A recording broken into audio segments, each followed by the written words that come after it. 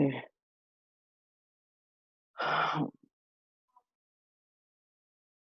Is everybody able to see my screen? Great. Yeah, I see it. Yeah. So this is a little presentation that we prepared for everyone today, and we kind of kept it a little context heavy, and you will delve. Like Kira said, we'll try to delve into the context of specifically the Central Indian Highlands, where this project is based in. So the team has actually come up with a very nice name, in my opinion. Like, it's called CHIRP, which is short for Central Highlands Restoration Project. And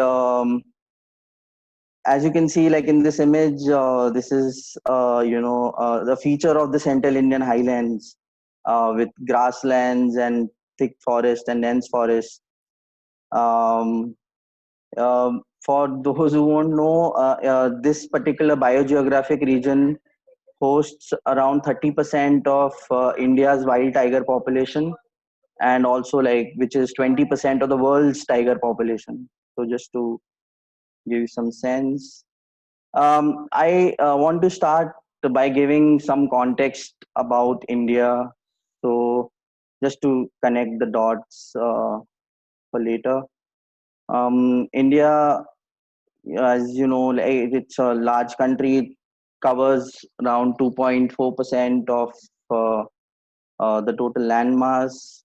Um, but even with like such a small share in the total land percentage, it still hosts 18% of the global population, and also the world's largest cattle population. So it just emphasizes the amount of pressure on natural resources that India has.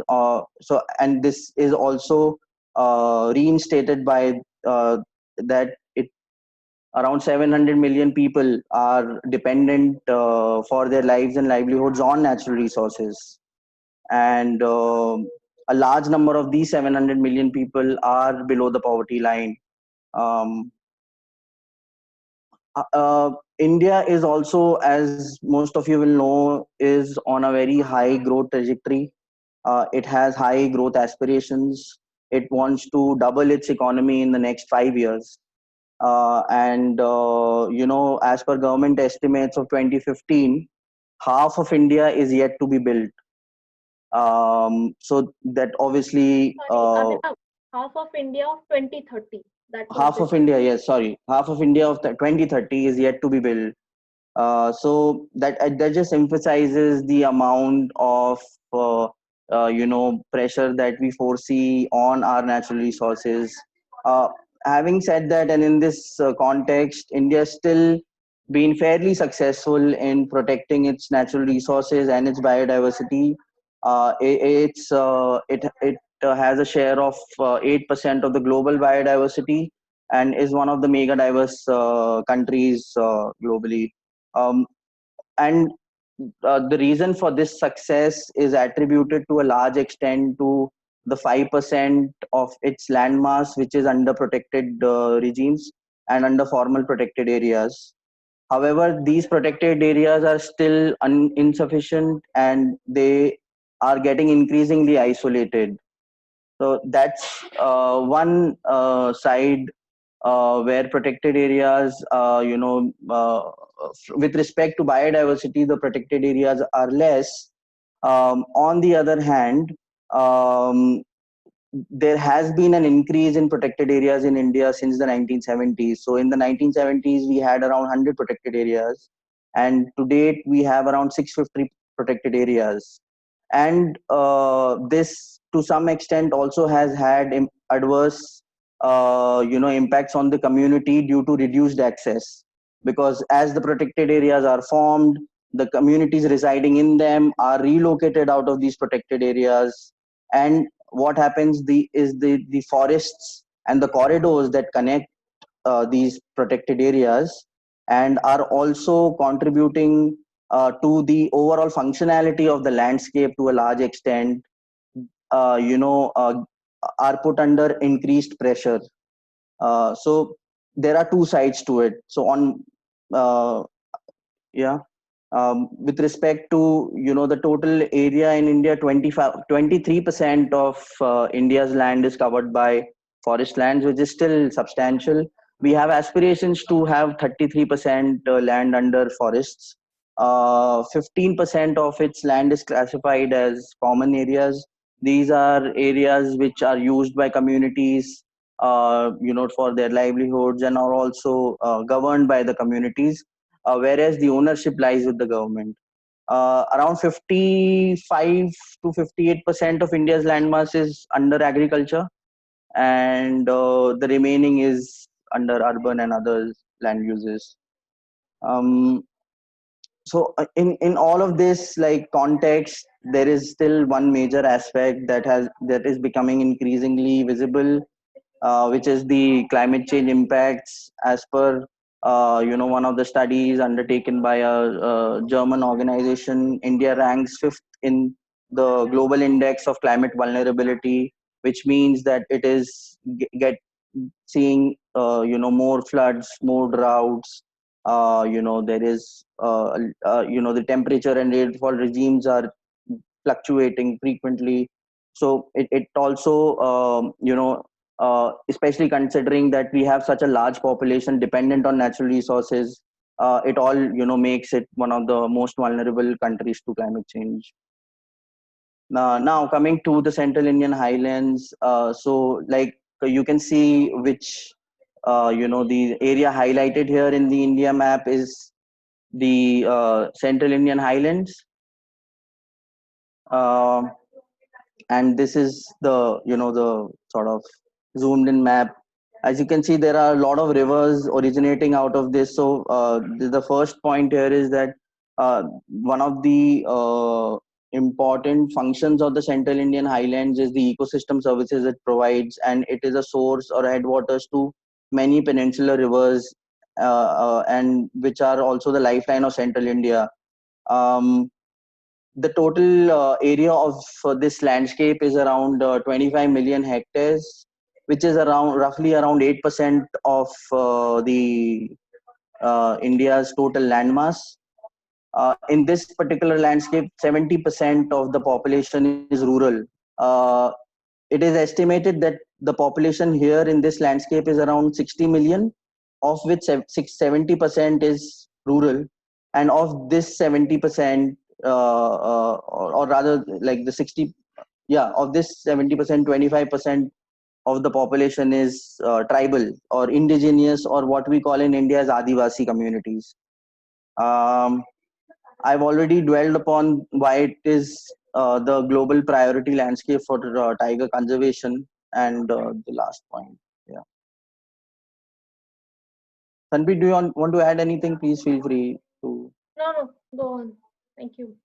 Yeah, so just like this is the strategy that we have under the India programs. I'll not dwell it into much, but we are working under two pillars primarily. One is protect, which is primarily talking about how we sort of mitigate the threats of diversion. How do we ensure sort of a landscape level approach to conservation by strengthening community institutions, and through that look at mechanisms of conservation beyond protected areas along with community participation. The second pillar is restore, wherein we are looking at carbon as one of the major outcomes, and obviously focused a lot on agroforestry and landscape restoration. um, uh, Sanpreet already mentioned a bit about the landscape accelerator work that we are doing, which is primarily working on the enabling factors or enabling levers of driving landscape restoration and agroforestry in the country. Coming to the the CHIRP, Central and Highlands Restoration Project. I just first want to share where this project, sorry, this is based.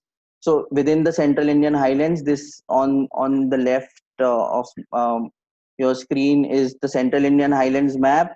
And you see a little circle here, which I've tried to highlight is the project area, where the chirp will be implemented.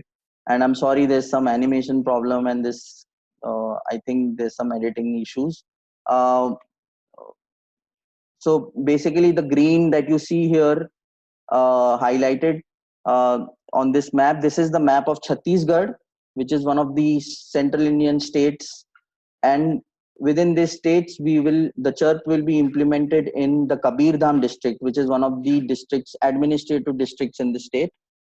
There are different blocks within each district in India, and we will be implementing this project in one of those blocks, which is called Bodla. And within blocks of these districts, there are further divisions, which are called panchayats. These are administrative divisions, and these we will be working in two of these gram panchayats, which are further divided into 10 villages. So one panchayat has 6 villages, and the other panchayat has 4 villages. So total 10 villages. I'll give more details as we come to the project slide. But this particular, why did we choose or select this site? It is a very good representation of the Central Indian Highlands. It has a high population of tribal communities or indigenous people. As much as 97% of the population of our 10 villages is indigenous. So that gives you some sense of uh, uh, the demographics. In terms of obviously indigenous people are a lot more dependent, and their lives are inextricably linked to forests. And we found in our scoping exercise that um, the lives of and livelihoods of these communities are really intertwined with the forest, and they're highly dependent on them. um, on the other side, while their livelihoods and there is so much dependencies on the forests there are not in good shape. They are degrading, they're fragmenting. We found also that uh, the one of the major components of these communities cash incomes, which is non-timber forest produce, they are also under a lot of stress in terms of the methods that are being used to collect the NTFPs, the storing mechanisms. There are no aggregation mechanisms in place, and on top of that, there is a lot of exploitation of these vulnerable tribal groups by vendors and middlemen who try to exploit these tribals, and ultimately end up not transferring the benefits of the NTFPs in terms of price to them. So that's another aspect that we thought is something that we would want to address. In this particular landscape, we also found that while these native species of trees that provide that have a large economic value as well as cultural value. Um, uh, However, the forestation, the afforestation initiatives that are happening in this landscape are primarily driven by large scale commercial species, which is teak and eucalyptus. Whereas there is little focus on promoting native species, which are also NTFP bearing. um, and the most important underlying condition or characteristic that we found in this is that all these 10 villages and the communities of these villages have been provided rights on the forests. So there is an act of the government that recognizes the rights, the traditional rights over forests for local communities, including indigenous people. And this is called the Forest Rights Act. And in this particular area and these villages, these communities have certain rights over forests. These rights are divided into community forest rights and individual forest rights. And what we also found that and have seen elsewhere in India is that while the governments have put a lot of emphasis on facilitating these rights to the communities and indigenous people, there is not enough focus or not due focus provided to how or to enable communities to manage these landscapes or these rights that are provided to them.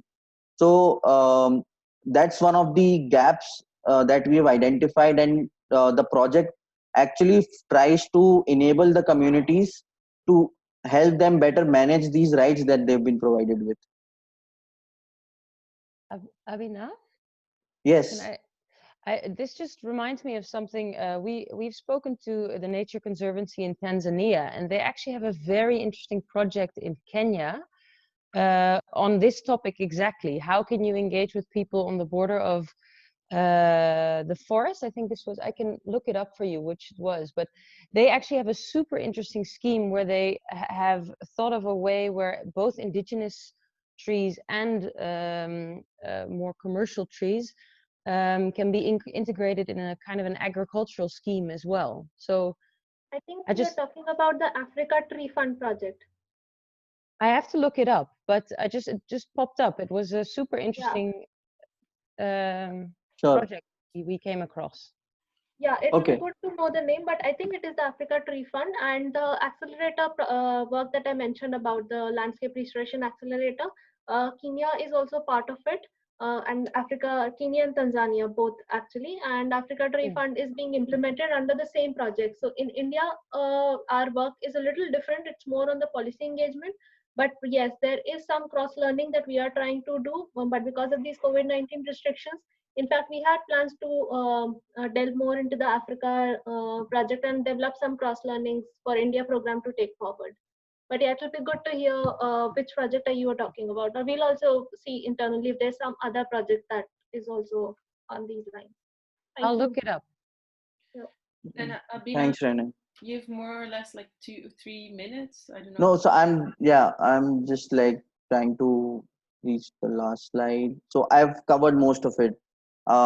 So I've said that this particular project will is being implemented in the Kabirtham district. District is an administrative unit, and again in two gram panchayats in 10 villages. These have around 800 households between these 10 villages.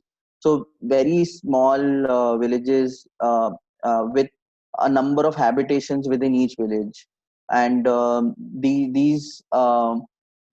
these households primarily comprise of two indigenous groups that are common in the Central Indian Highlands, which is the Baigas. Baigas are a primitive, vulnerable tribal group classified by the Indian government, and the other one is the Gonds. So, Gonds from the Gondwana land. So, the Gondwana land terminology comes from the Gonds, and it primarily translates to people of the land. So, um, in terms of the area of these or so to say the rights that have been recognized for these communities under the CFR or the community forest rights, around 2500 hectares have been recognized, and these are sort of forest areas and have standing forests on them. However, these forests are degrading at a high rate. um, uh, and around 600 hectares have been recognized as individual forest rights. Most of these Indian individual forest rights that have been recognized are cultivated upon. However, there may be some parts of this IFR lands that are also standing forests, but they are under pressure to being cleared and getting converted into cultivation. So what we are trying to do here is that we are trying to sort of promote a tree based sort of an enterprise over those individual forest rights that are at risk of getting converted into cultivated lands. With CFR, the idea is to restore them as natural forests, and with forests which are productive in terms of NTFPs and can contribute to the economy of the tribals. um, so yeah, and like obviously we are all fitting this under under the umbrella of the 4R approach, and we are looking to target around 2000 hectares in this particular pilot that I spoke of. And yeah, just to mention that there is another component of, while this project in Kabirdham is focused more on restoration, on assisted natural regeneration, and on working with smallholders. There is another component of, or another pillar of this particular pilot, which is around bamboo cluster. So we are still in the phase of, sort of scoping for that and identifying where we can implement or develop this bamboo cluster. Yeah. So just to give a sense of, why we are calling this a pilot and what is its scaling implication. So like I was talking about this Forest Rights Act. So the forest rights have been recognized for communities across India, and an estimated of 3.6 million hectares of lands are under community forest rights, and around 1.7 million hectares are under individual forest rights. So that gives us some sense of, if we are able to develop some levers or identify some levers that can reach out to this entire land that we have, around 5.5 million hectares. It is a huge scaling potential for us. It also aligns with the government of India priorities of having 33% land under tree cover.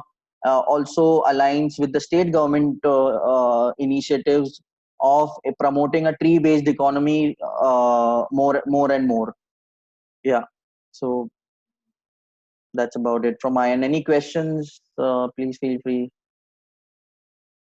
I hope I was like I could give you a sense of the project area and the landscape. But if you have any questions, please do ask.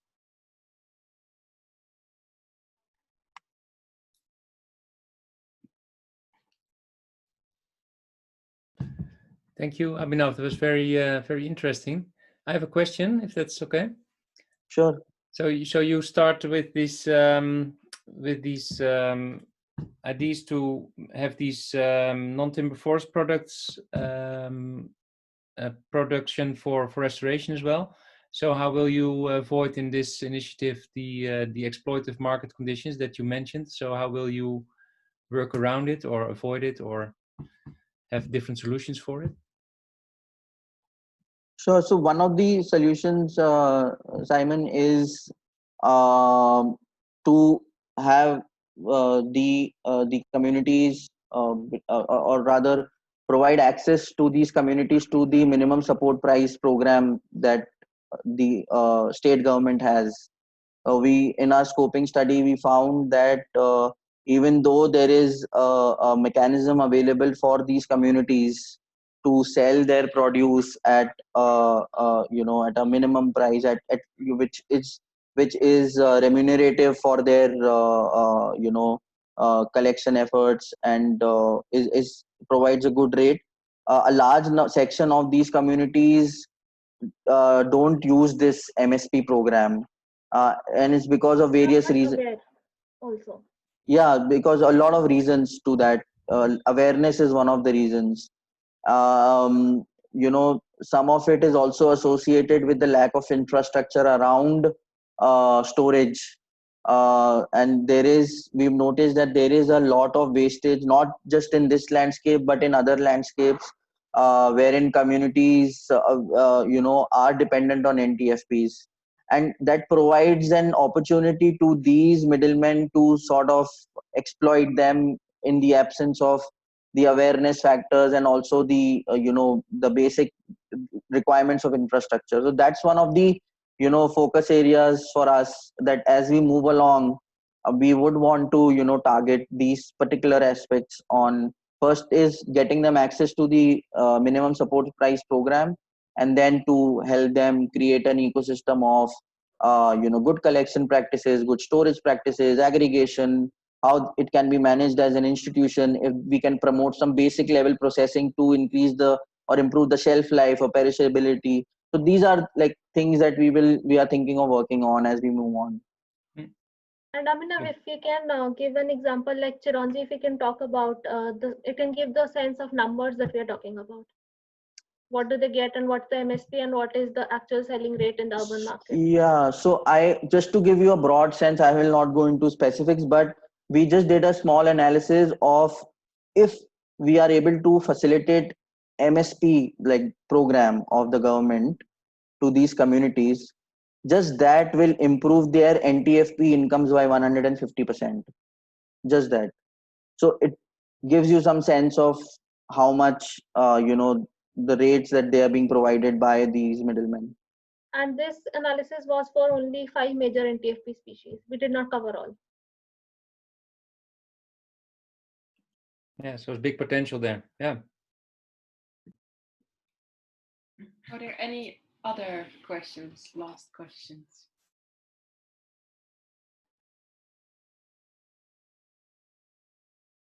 No? Well, thank you for the presentation. It was really nice to get some more of the context and understanding of where you're working. To look at the agenda, we have 10 minutes left, and I think maybe it's good. Me and Willemijn, we worked on the mountain trail to shortly show you a little image that we've been working on, and also a little bit of the context, and we will send. Yeah.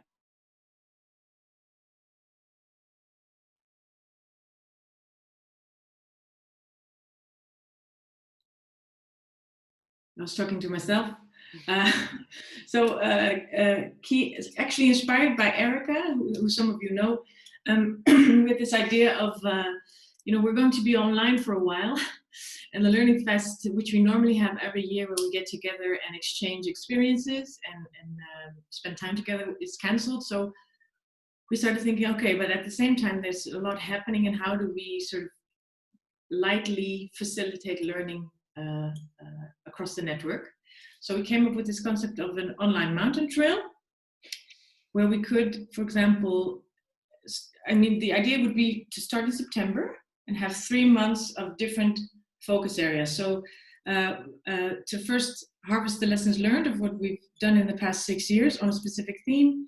In October, celebrate what we've learned and open up maybe with 1 or 2 expert speakers on that topic.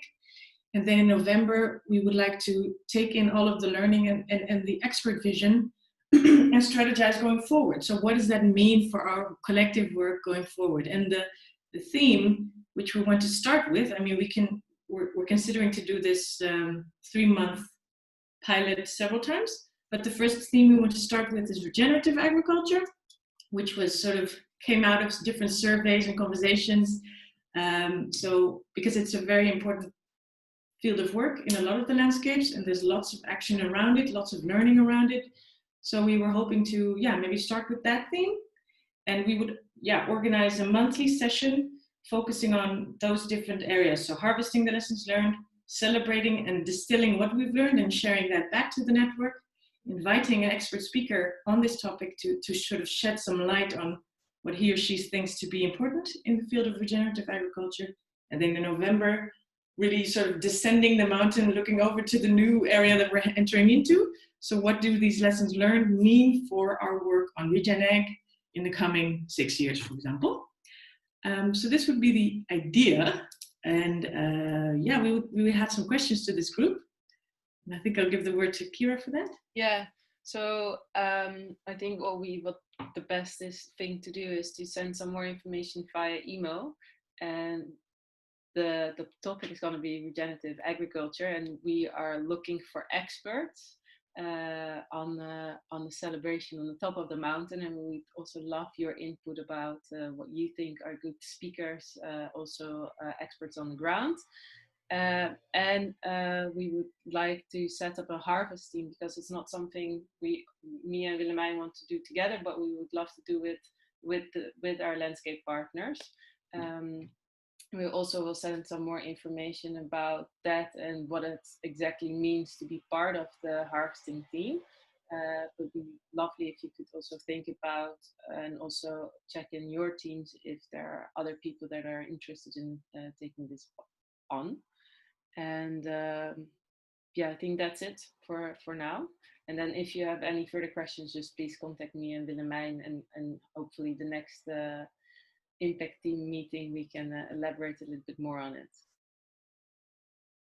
Yeah, so if there's one person you would like to sort of invite to give his or her vision.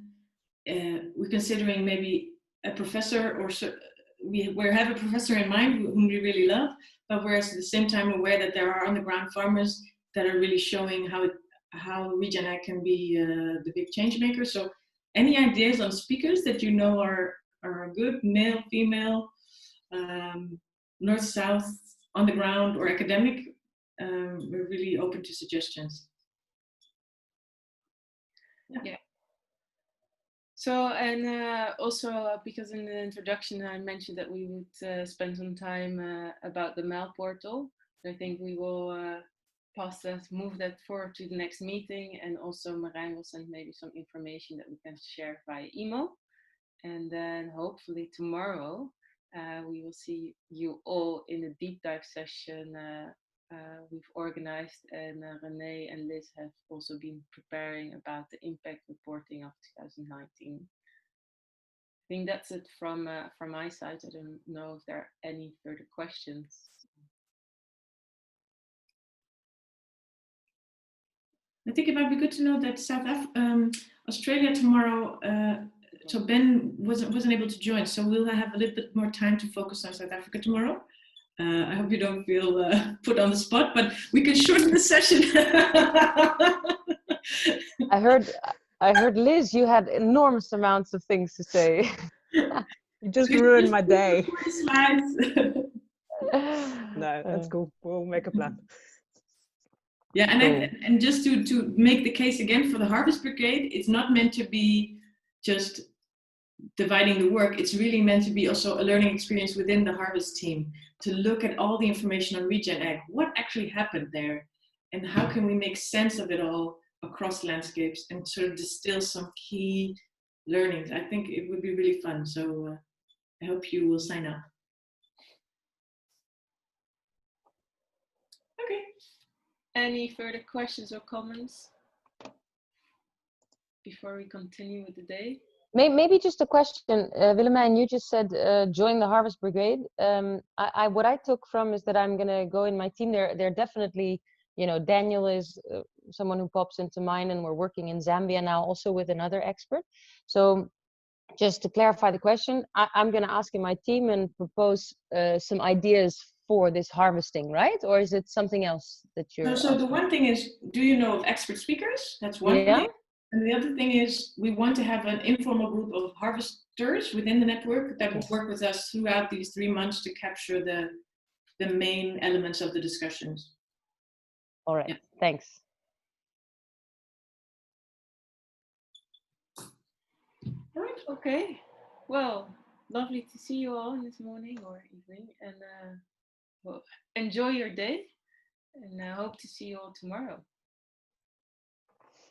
See you tomorrow. And thank you for the presentation. Thank you, everyone. Thank you. Bye-bye. My pleasure. Bye.